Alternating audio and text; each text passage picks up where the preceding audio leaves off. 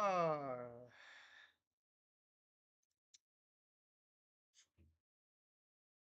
right. When you're ready, YouTube studio, I'm waiting on you.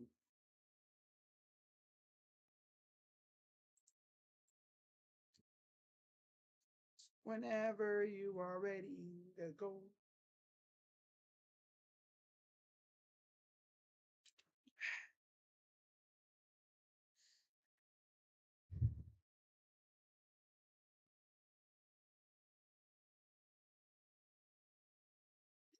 Feel like just staring into, your window and just thinking to yourself, you know, thank God for multi-sport cities. Because how in the hell could someone who lives in a city with one team, how would they survive? Right? Like imagine if Cleveland was a one sport town with the Browns. Nobody would want to be a fan of that team, man. Because of the constant pain they put us in. Thank God, thank the sports gods for the Guardians and the Cavs. We're getting into a very busy part of the sports schedule. And for content creators like moi, things are about to get crazy on this channel. No pun intended. But what's going on, everybody? Crazy Dog back with my final, final Guardians regular season series recap, regular season recap stream of the year. What do you mean, regular season recap? Don't you usually do series previews? Well, usually, yeah. Except we don't know who we're playing in the division series yet. I'll get to that in a minute. So, Guardians wrap up their regular season against the Astros, right? What's up, Lamar? What's up, Jacob? It's not official, but I might be going to the game too. Oh, nice. I'm ready for playoff baseball and basketball. I'm done with the Browns. I think we are on the same page there. At least you got the Tigers and Ohio State. After today, the Browns are 1-5. I know, Stacy, you constantly mention that. Yeah, the Ravens are beating the crap out of Buffalo, of course. What's up, Daniel? Browns won't win another game. No, they'll probably win a couple more. Yep. It's funny. The last couple seasons, they didn't have a first round pick. They were out here killing it. But they see they have a first rounder this year, and they're like, okay, let's be ass this year. Stupid. So stupid. Oh, oh yeah, that's right. You guys went to the Guardians game today, even though there was no game. That's tough. That is tough, man. Wow, that's tough. At least you guys got to watch the Browns game on the jumbotron, if there even was anybody there. Honestly, my ass would have been out of that stadium the moment, like after like the maybe 2 hour mark. I would have been like, yeah, I'm out of here. I'm not gonna sit here and wait for this crap. All right, but yeah, let's talk about this series against the Astros. It started off on Friday, and yeah, nothing really fun happened in this series. I mean, Joey Cantillo versus Ronel Blanco, and for a while, Blanco was blanking the Guardians. Like, they could not touch him at all. And the scoring, well, Cal Tucker got it started off. No, I'm sorry, Alex Bregman, top of the first. sac fly, 1-0. It would be 1-0 until the top of the fourth when the Astros added a run on a wild pitch, and then Kyle Tucker singled in a run, made it 3-0. Then they had a couple homers in the top of the fifth from Victor Caratini, a solo shot, and a solo shot from Zach DeCenzo. So that made it 5-0. But the Guardians wouldn't go away quietly, as bottom nine, David Fry RBI double and Angel Martinez RBI groundout made it a 5-2 victory for the Astros. Blanco 5, 1 hit, 2 walk, 3 strikeout innings. Joey Cantillo 3 2/3, 6 hits, 3 runs, 2 walks, 7 Ks. He ends his 2024 regular season campaign. I don't know if we're going to see him in the playoffs. If we do, it'll be in the bullpen. But he ends with a 2-4 record and a 4.89 ERA, which is pretty good considering he started off with like a 7 ERA. He had like 3 or so great starts back to back to back, which showed that he had promise. He has potential, which is good, right? It's also good when he's not facing essentially the Avengers, right? I mean, poor guy. Look who we had to deal with. Phillies, Yankees, what, Twins, something like that. Then he finally got a break with the White Sox. Browns can't beat the Lions either. Well, we beat them the last time we played them, actually, with Baker. So there's that. Yeah. Yeah, we can't beat the Steelers in Pittsburgh or the Patriots. We can't beat them either. Yeah, exactly. Yep. So Blanco's 13-6 with a 2.80 ERA. Cantillo, like I said, 2-4, 4.89 ERA. Not really much else to talk about in that game. All right, so the game yesterday, much closer. Ben Lively on the mound against Justin Verlander. And, of course, everybody in the Guardians fan base was hoping that Jose Ramirez would eclipse 40 homers to go along with his 40 stolen bases. Now, we'll talk about that in a minute. But Verlander went 6, 7 hit, 3 run, 5K innings, giving up 1 home run to guess who? Jose Ramirez. And then Ben Lively, 4 innings of 5 hit, 4 run, 2 earned, 4 walk, 4K baseball. And Ben went 3.81 ERA in the regular season. Verlander finishes with the win because, of course, the Astros won. 5-6, 5.48 ERA.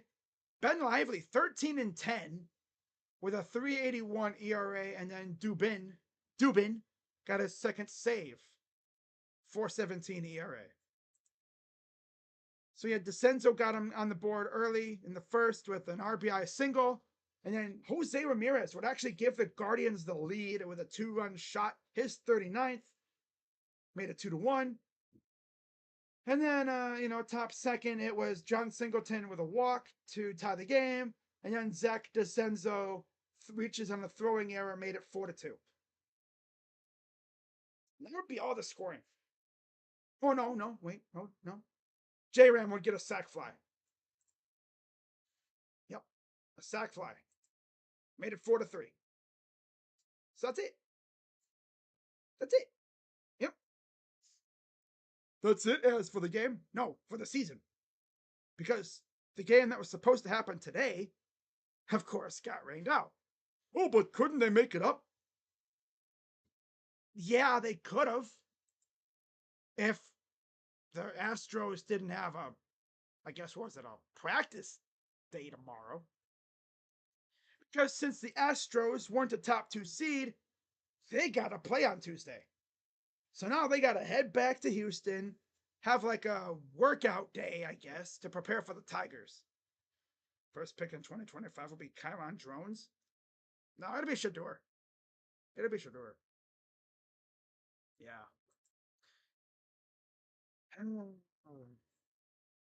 Wow. Yeah, Ben Lively really wasn't that good. You could just tell the longer we got into this season, like around like mid-August, late August into September. It's like, yeah, Ben Lively, he hasn't gone this deep in a season, I think, really ever. So of course his arm's gonna have a little fatigue to it. So we'll see what the rotation looks like heading into the playoffs. Kind of curious, actually. So yeah, that's it. Season's over. Well, regular season. And you know how depressing it would have been if we didn't make the playoffs? It's like, well, guys, that's it. No more baseball. Next time we see the Guardians will be spring training in March. But you know what? That's not the case because the Guardians are actually good this year. They get to wait until October 5th to play their first game. Now, the funny thing is, I just checked this out. If the Guardians were to make a miraculous run to the World Series, they would be playing on the same day as 4 Buckeye games. Yep. They could potentially miss Iowa, Oregon, which I'm not missing that game. Hell no. Which I'm pretty sure they would have us probably playing like earlier in the day. I think. I hope. Oh man. If they play at the same time, I'm like, oh my god, brother. It depends on the pitching matchup too. The only way I would ever not stream a Guardian game in the playoffs is if the pitching matchup is just so damn unserious. Like if it's Joey Cantillo versus some like ace, I'm like, ah, God. Yeah, I'm not streaming that ish. Hell no. Hell no. But you already know I'm streaming that Oregon game, hell or high water for sure. I'm doing it. I don't care. I'm doing that game. I'm gonna try and do all the games.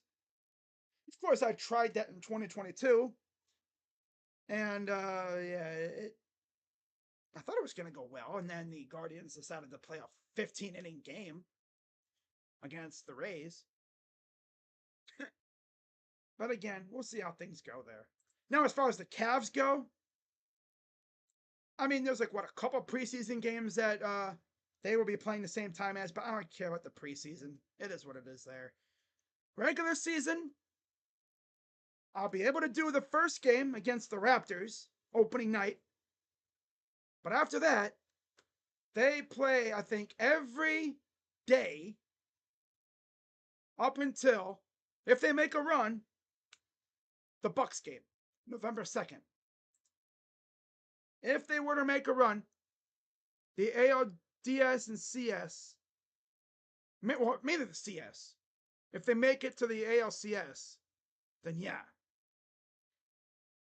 Every game up from there into the World Series would pretty much take up days between the Pistons game all the way down to November 2nd against the Bucks. In fact, the World Series eats up most of those games. So it's like I would have to choose. Because again, they'd be starting at the same time. Around 7, 8 o'clock. So yeah. They'd be like, do I do Lakers, Cavs, or Cavs and whatever? But let's be serious here. Are the Guardians going to make a World Series run? I don't know. If they do make a World Series run, yo, I didn't know I got to stream every game. Hell no. What are you talking about, fool? I'm going to stream every freaking game. Even though they do play at the same time as 2 Buckeye games. What you talking about, Willis? I'm going to do every game I can, for the most part. Dang, man, what are you talking about? Especially if they get to the CS. It's like, what you talking about, man? I'm going to try and do every single game.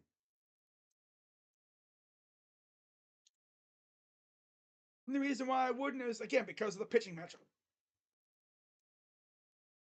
But I'll figure it out. I'll figure it out. So yeah, that's it.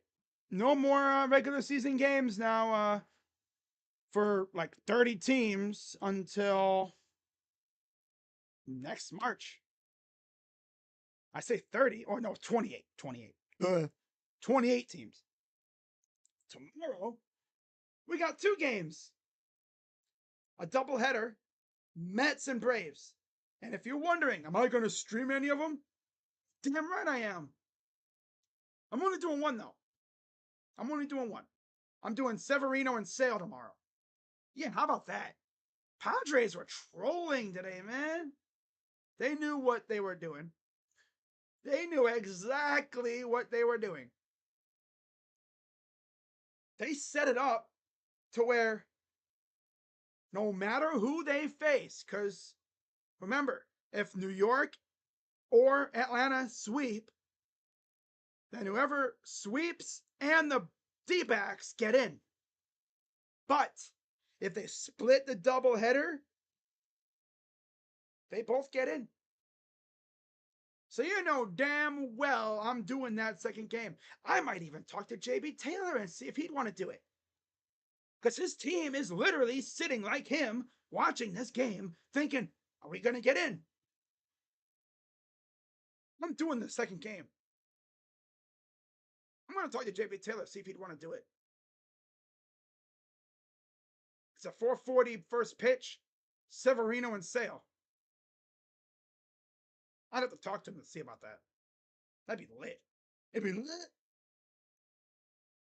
But yeah, we got the Grimace gang versus the Braves. And they're either facing Milwaukee or San Diego. So think about that too. If they split and they both make it, they're both heading on a flight for a game the very next day against Milwaukee and San Diego. One's going clear across the country from Atlanta to San Diego. The other one's going about halfway across the country to Milwaukee the very next day. And the best part is, no Chris Sale or Luis Severino in the series. Dude, the Padres trolled so freaking hard with that. They're like, oh, you wanna be like that? Well, we're just gonna suck against the D-backs. We're gonna sell this game here and make you have to pitch Sale in that big game tomorrow. How about that, huh? Now, as far as the, wild card round goes, we only obviously know 2 matchups. It'll be Tarek Skubal versus Framber Valdez, and then Cole Reagans versus Corbin Burns tomorrow. Well, I'm sorry, not tomorrow, on Tuesday. On Tuesday. And if you're wondering, I will be doing one of those 2 games. I'm do KC and Baltimore. And I mean, Tarek Skubal versus Framber is a banger, too.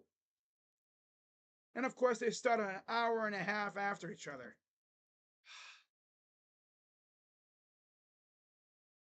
Then we'll see what happens with. I gotta think about that. It's like, damn, Tarek Skubal versus Framber Valdez? Or Reagans versus Burns? I mean, it would make sense if I did the Houston game because winner of that series faces us. You realize that we could easily get Detroit, Cleveland in the freaking ALDS? Oh my God. Matthew Boyd in a playoff game against his old team? Wow. That would be nuts. That would be nuts. He's nuts? Uh-huh. All right. So, got us to Sean. Okay. The refs, Nick Harris, and Barris. Okay. D-backs are praying for a sweep. Yeah, no matter who it is, they want to sweep. Because then they get in.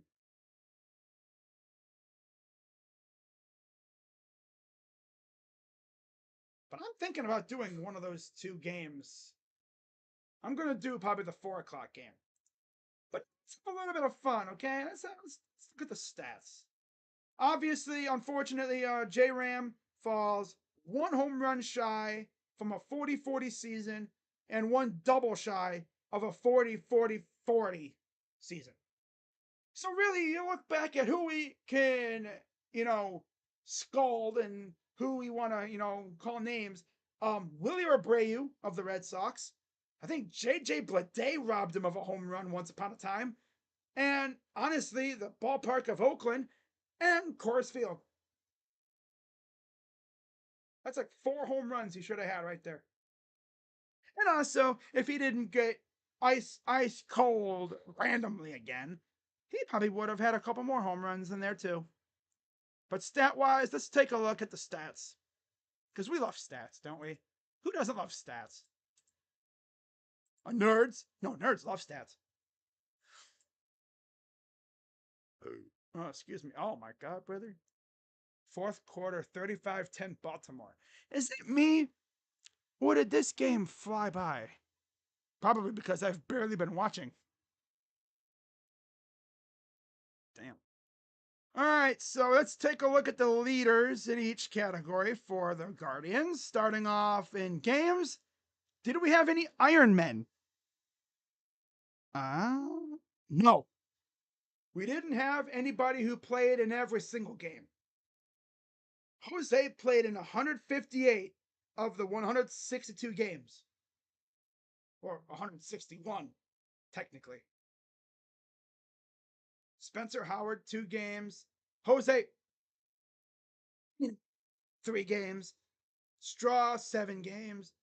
Jonathan Rodriguez, 13 games. Ramon Laureano, almost forgot about him, 31 games. Estevan, 36. Martinez, 43. Avila, 50. Lane Thomas, 53 games. Didn't even feel like it. Wow. How about this? In those 53 games, 23 runs, 36 hits, 10 doubles, no triples, and 7 home runs. And I swear 7 of those home runs came like in the last month of the season. He was ass from when he first showed up, like in most of August. The calendar turned to September, and this dude turned into a god. It's like, okay, that's dope. So yeah, J-Ram, Andres, and Naylor played in the most games. Andres and Naylor played in 152 each.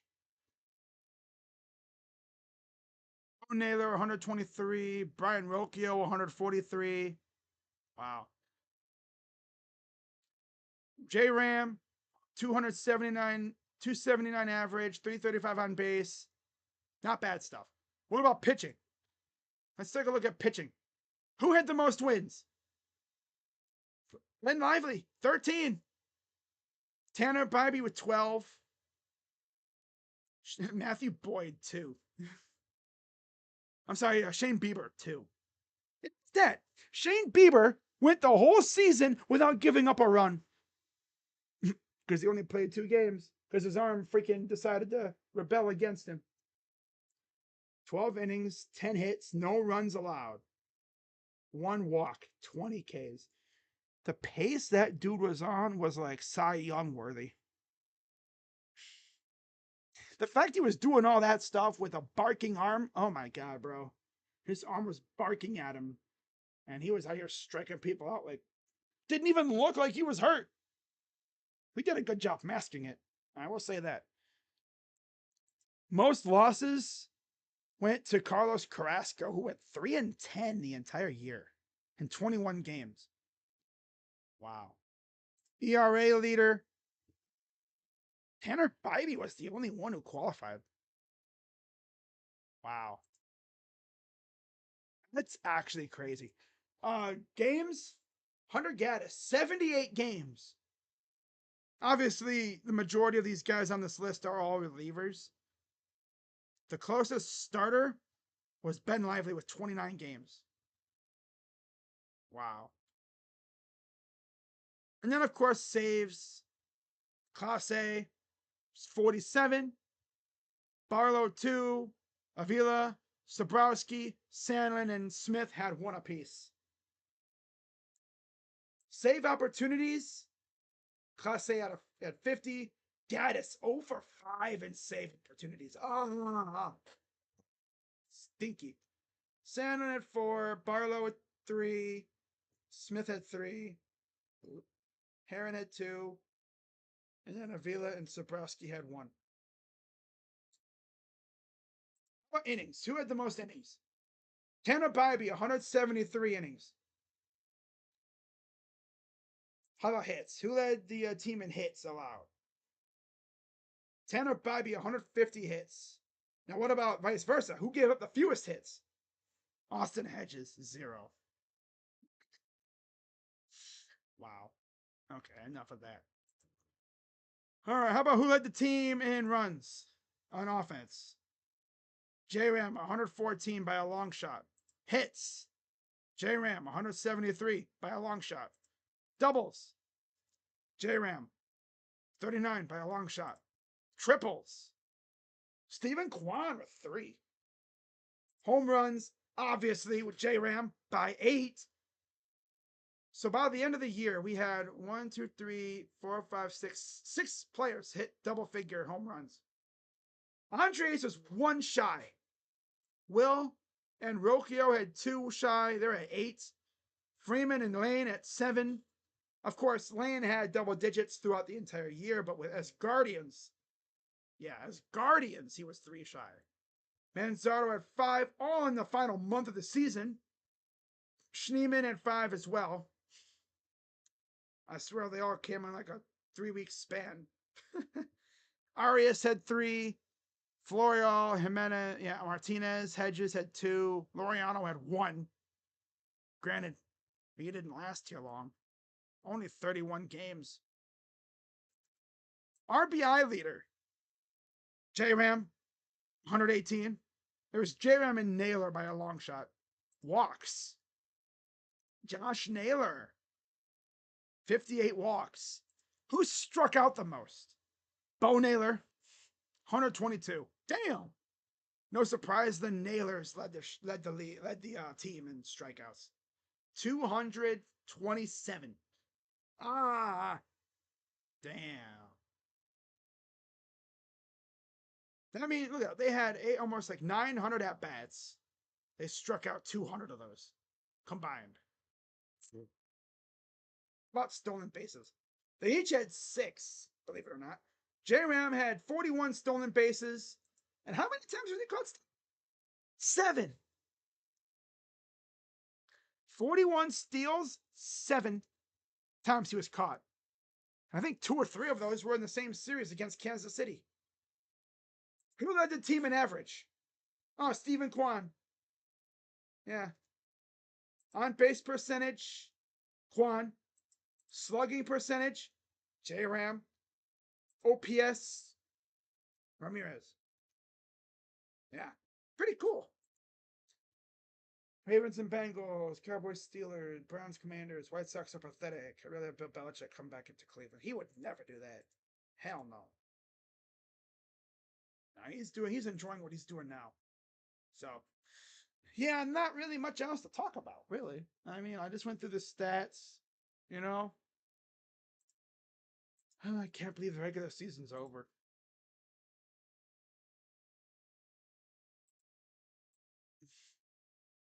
All right. See what Twitter's talking about, and then I'm heading out, guys. But yeah, I mean, you look at the season for the Guardians. It's very up and down, like it usually is. The hell? Postseason predictions? Someone's bracket challenge? Adnan Verk. I said, where did Adrian come from? Adnan Verk had the Tigers beating the Astros.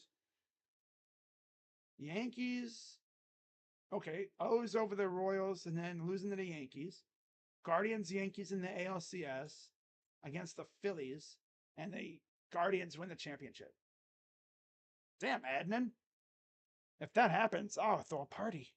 And you're invited. Nah, I'm not doing that.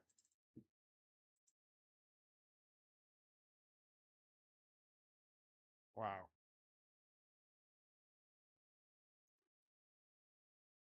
Uh, oh, what the hell?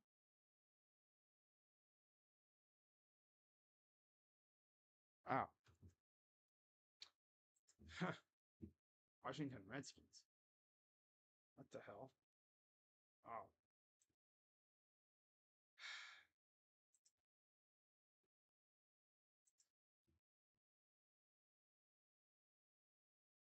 All right. Oh, man.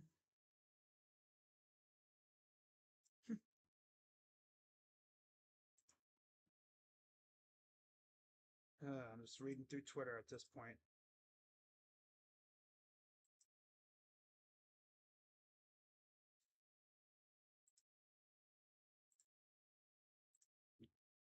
If Jose hits a homer in game 1 of the ALDS, it's a 40-40 season period.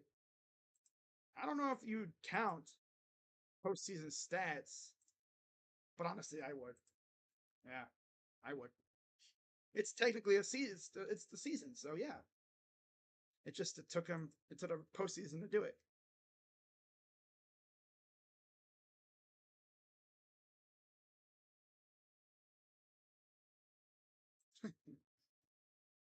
Decoy, decoy, decoy, decoy. Oh my god! Wow.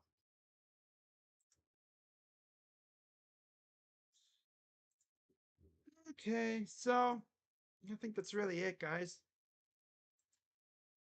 Yeah.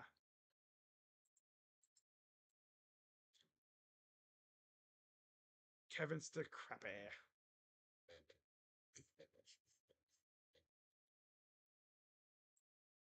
Oh man. You could put the blame on all kinds of people.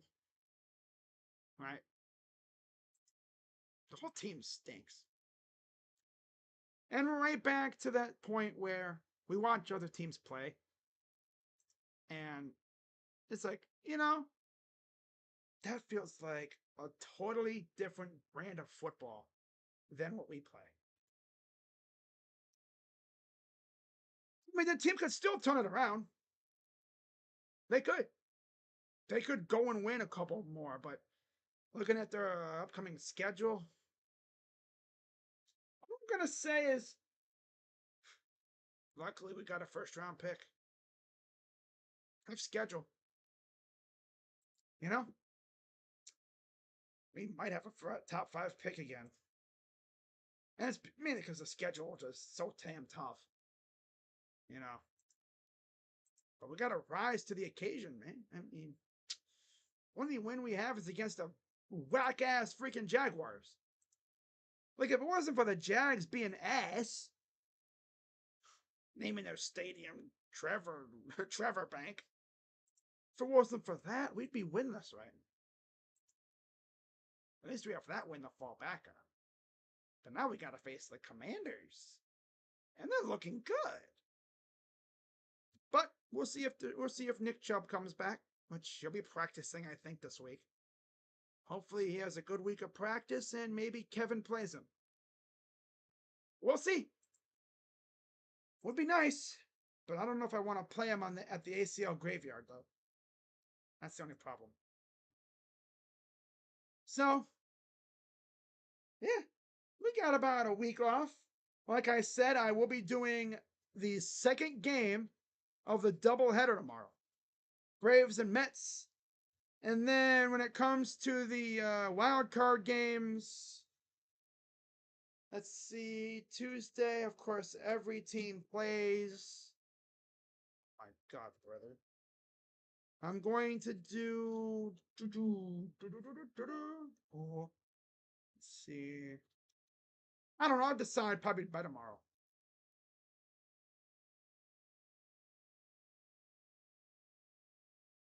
Yeah, I'm probably gonna like alternate. Like on. That's what I could probably do. Yeah, Tuesday.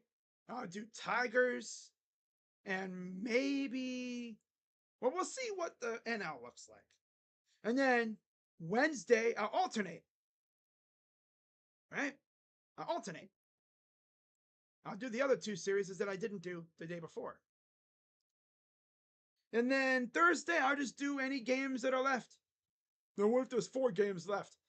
Well, then I'll just do like the best game out of the 4, and I'll watch the rest. That's what I'll do. So, yeah, playoffs are here. Like seriously, imagine not being in the playoffs right now. Again, you're thinking, wow, season's over. On to the off season. That's crazy, man. Can't believe it's already over. It felt like it just started. Isn't that nuts how it feels like it just started? But yet here we are. It's over. Wow.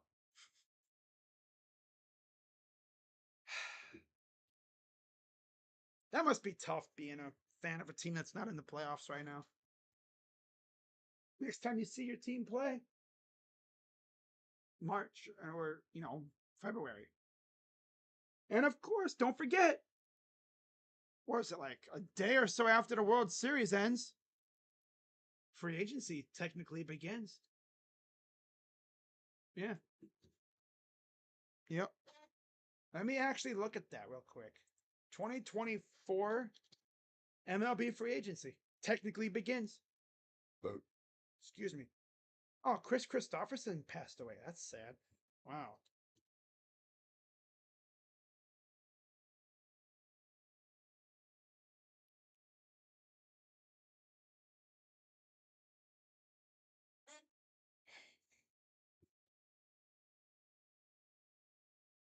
All right, so here is the guide to the dates from January 10th.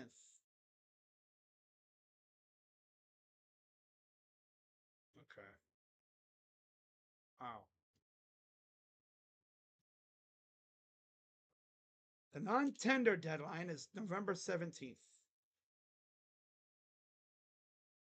Rule 5 draft will be held December 6th. Oh, no, this is from last year. What about 2025?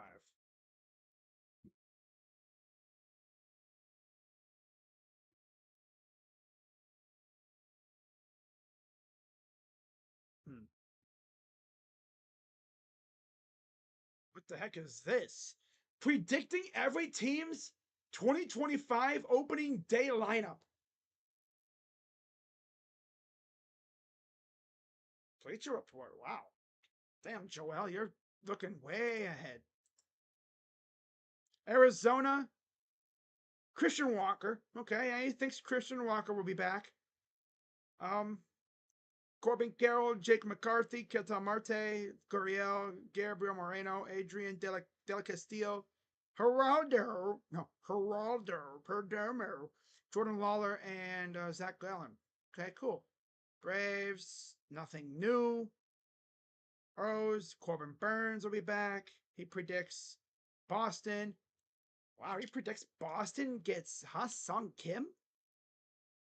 Oh, and then they move Trevor Story to second base. Okay. I see. Chicago brings in Mark Canna. Guardians will probably just be bringing up guys from the minors. White Sox, Ahmed, shortstop. Okay. Ahmed would probably be too expensive for them. Of course, Garrett Crochet sounds like he'll be traded. Yeah. They said that he's probably going to get traded. So, there's that. Cincinnati, nothing new. Guardians, nothing new. Yeah. No new players. I don't know if they would even have any spots to put them unless they had like a bench bat or something. Charlie Blackmon, well, he's retired. He's not coming back. Wow. Tigers adding Teoscar Hernandez. Again, remember, in the playoffs, if you make a deep run, you get extra revenue. And I think it goes directly to your team.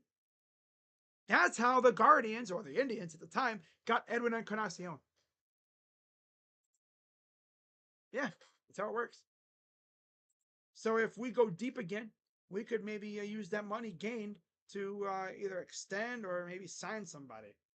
If I'm gonna, I'm gonna look at my roster. All right, let's look at this lineup that we have.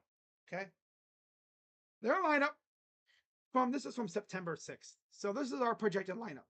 Squan, Ramirez, Naylor, Noel, Fry, Thomas, Bo, Rocchio, and Bybee. The only positions I could see us adding in free agency: shortstop and maybe right field. Like a right field bench bat. Right? I remember Guardians fans were like, yo, just throw all the money at Willie Adames.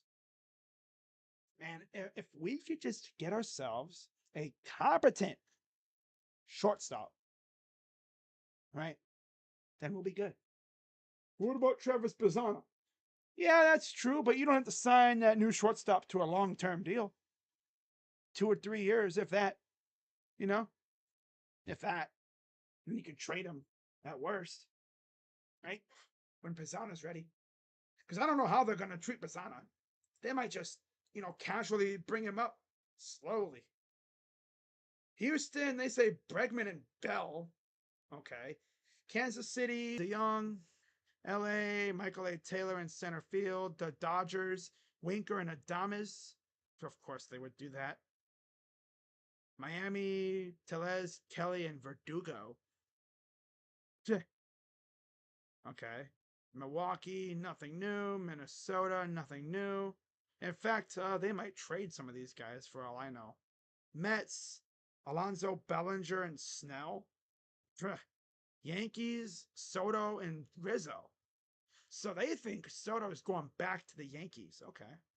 A's, not even Oakland A's, it's just the A's. No, nothing new. They might trade away like Brent Rooker or something. I don't know. Phillies, nothing new. Pirates, Justin Turner and Andrew McCutchen. And then Profar and Bader with the Padres. Giants at JD Martinez and Gleyber Torres. Seattle, Santander and Brandon Lau. I would love a Santander, but would we want to do that? Right? Cardinals, Goldschmidt. Actually, I saw that they were going to let him go. Yo, you know what though? Not gonna lie, if we don't want to keep Naylor, I would love a platoon or something of Goldschmidt and Manzardo. But we're gonna keep Naylor, so there's no worry about that.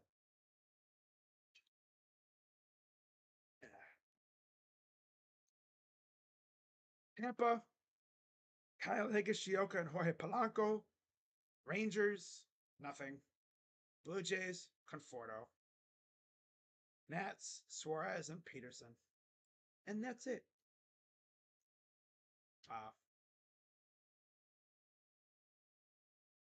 All right, guys. So I think I'm gonna wrap this up, and tomorrow I will be live for Game 2 of the doubleheader, Braves and Mets, and we'll see how that goes. So either we get a sweep or a split, and I know Diamondback fans are going to be locked in no matter what. Because again, if it's a sweep either way, they're in the playoffs. But by golly, if we get a split, they're done. Season is over. That's tough. That's tough. So that's going to wrap it up. Regular season over. Playoffs coming up on Saturday.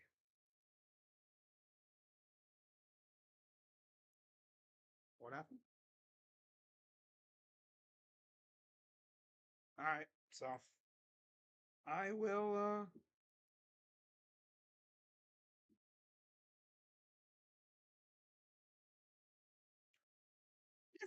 Well, let's look at one more thing real quick. So, Bleacher Report ranked the playoff contenders rotations. And yes, I'll probably go live tomorrow night around there, maybe like 8:30ish. We'll see, to talk about the matchups, and I'll give you my picks for the postseason once we know who's playing. Detroit is ranked 13th. Their rotation is looking like Screwball. And then, of course, you have Olsen, Montero, and Mize. You could also put in Brant Herder and Jackson Jobe. Wow. Their staff is just mid. It's Screwball and mid. Number 12, the Guardians? Really? Wow, they disrespecting us. Come on now. Tanner Bybee, Matthew Boyd, Alex Cobb, who did a little sim game today. Even though there was no game, he did a sim game of his own. I guess he looked all right. And then Ben Lively. You could also put in Gavin Williams and maybe someone else in there. Probably Joey Cantillo. Yeah. So yeah, but like they said here, the Guardians may not have might not have a top tier rotation, but whoever takes the ball to start games will be supported by baseball's best bullpen, with the relief corps boasting a 2.59 ERA, 104 WHIP, and 201 opponent's batting average.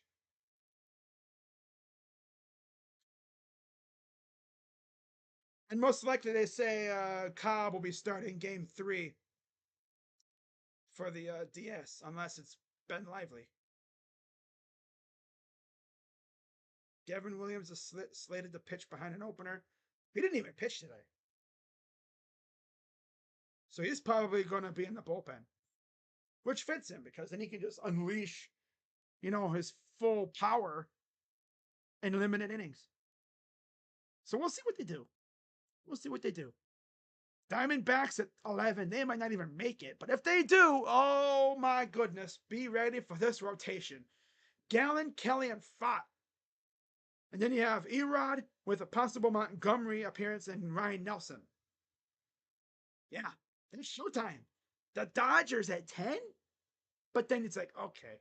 Yamamoto, Flaherty, Bueller, Knack, and Gonsolin or Kershaw. Yeah, of course. Obviously, Glass now and Stone are out for the postseason. Damn. Baltimore, you have Burns, Eflin, Kramer, Povich. With a possible Albert Suarez appearance. Brewers, Peralta, Savale, Montas, and Myers, with a possible Colin Ray appearance. Mets, Minaya, David Peterson, Quintana, and McGill, and Severino. But Sevy pitches tomorrow, so he wouldn't even be ready for the wild card round if they make it. Yankees, Cole, Rodon, Hill, and Schmidt. Cortez, I think, is injured. He won't be ready until the CS. And Stroman, okay. That's not a horrible 5. Braves at 5. Sale, Fried, Schwellenbach, and Morton. And possible Reynaldo Lopez. Losing Strider sucked, though. Wow. Houston Astros, you have Valdez, Brown, Kikuchi, Blanco, with Arrighetti and Verlander as well. Obviously, Verlander will be ready, I think, for what, game 2 or 3 of the division of the wild card round, I think. Imagine he pitches game 3 of the wild card round. So the Tigers, in order to make it to the DS to face us, they would have to get through Verlander. That would be tough. That would be tough. Kansas City, Seth Lugo, Cole Reagans, Waka, and Singer, with Lorenzen and Alec Marsh as other options. Padres at 2, which means the Phillies are 1. Cease, King, Musgrove, and Darvish with Martin Perez. And then the Phillies with Wheeler, Sanchez, Nola, Suarez as their main options. No other options. Okay. All right. Yeah. Okay. But yeah, guys, that's just one more thing I wanted to look at. I have been going for about almost an hour. Wow. What? All right. So I'm gonna wrap this up. I'm gonna go relax and probably listen to some music, create my thumbnail for tomorrow, and get ready for some more baseball because it's about to get lit on this channel. Oh yeah. So with that being said, I'm Crazy Dog. Go Guardians. Let the playoffs begin. I'll see you guys tomorrow at 4-ish around. I don't know what time it starts, but I'll be around for the second game of the doubleheader. Braves and Mets. Let's see if the Grimace squad can, the Grimace gang can do damage. Last time I streamed a Mets game with Grimace, they did pretty good. That'll be Chris Sale taking them out on game 2, so that'd be fun. With that being said, go Guardians. I'm Crazy Dog, and I'm out. See you guys tomorrow. Yeah. Then after that, I'll be live for probably two or so division wild card games. I'll be like alternating. Again, there's only 3 days. Then I think you might have a couple days off. I mean, if they are all like done in 2 days, that'd be freaking crazy. I'll see you guys later. Bye bye. Yeah. Thank God for the Guardians. That's all I'm gonna say. Bye bye. Oh yeah, wait. Oh, the shirt. There's only one thing left to do, right? Win the whole freaking thing. Bye bye. Yeah.